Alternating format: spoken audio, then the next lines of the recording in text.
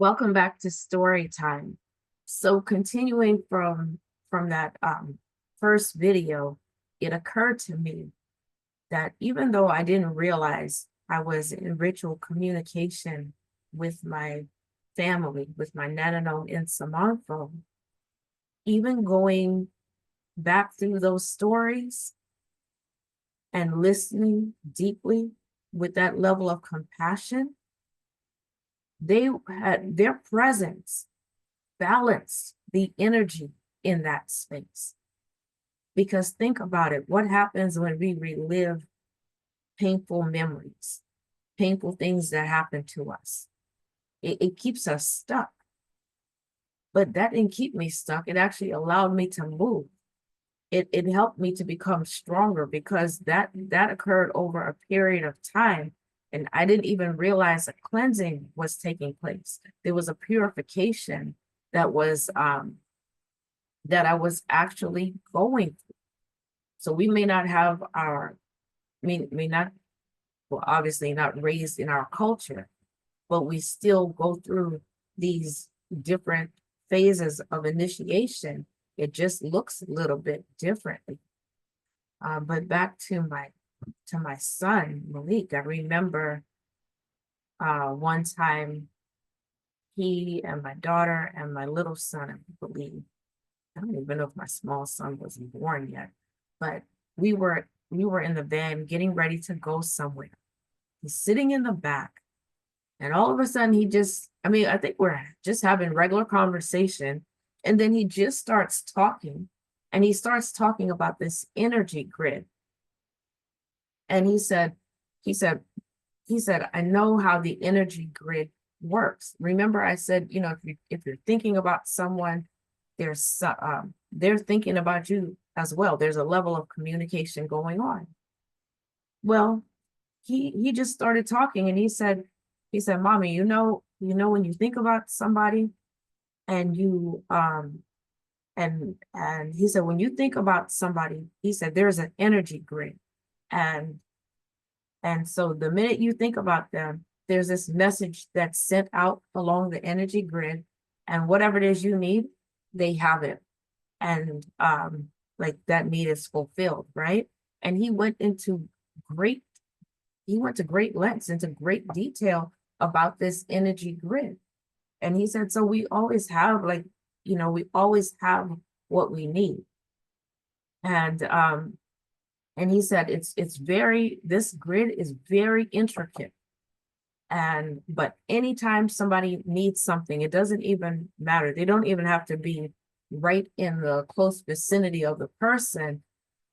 There is someone somewhere on that grid that receives that message, and you need something, they're willing to give it, or they need something and you're ready to give it. He said that's how it works. And then all of a sudden he was like, how do I know this? What am I talking about? What am I saying? And I said, Malik, I said, okay, we're going to get a piece of paper and pen. I don't remember what we did, but I said, this thing that you have described, you have to write it down.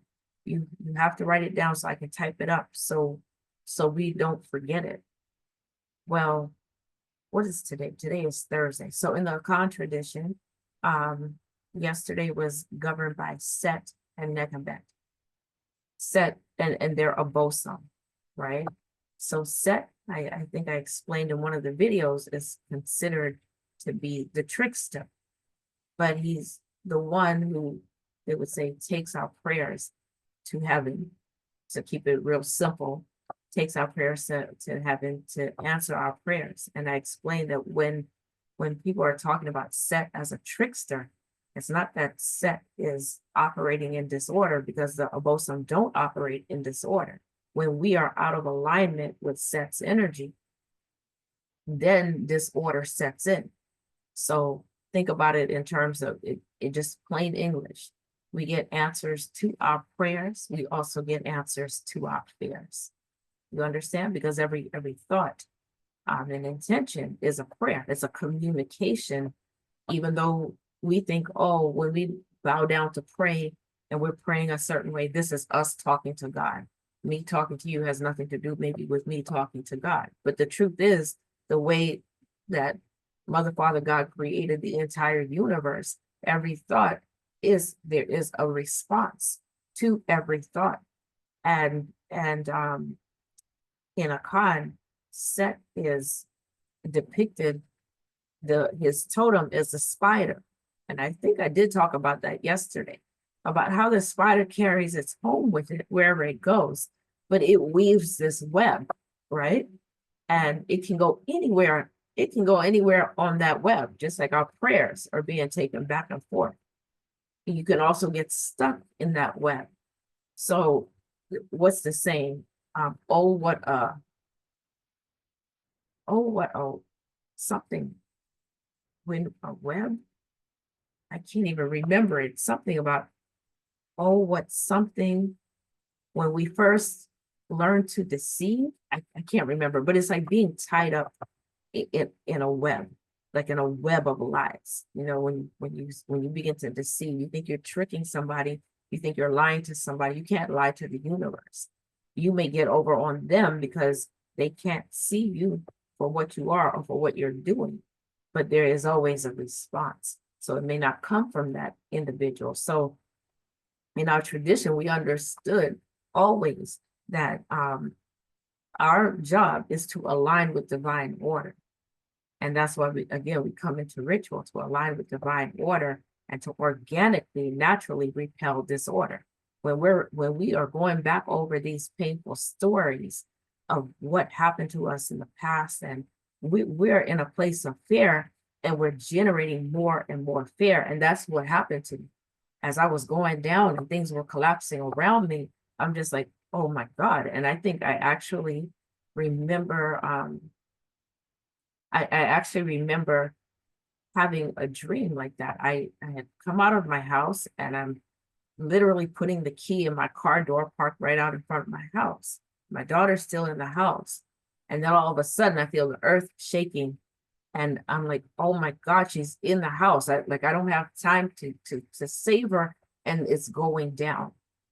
And at that point, I knew, even though I didn't know what was going to happen, I knew that things were crumbling all around me. And so my fear increased, it magnified.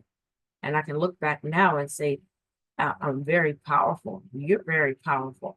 So when our fear magnifies, the situations that are coming to us, they're not coming out of nowhere.